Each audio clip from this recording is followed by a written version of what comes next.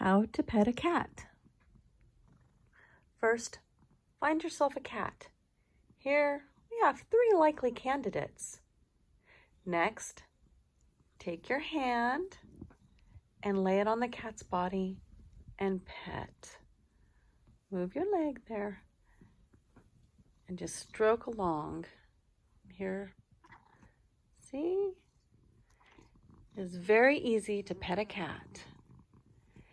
And if you want to take it up a notch, you can scratch your cat.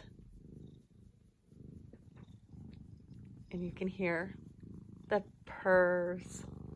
Because when you pet your cat, it makes them very happy. So remember, stroke from top to bottom. Never stroke against the grain of their fur. Always stroke down.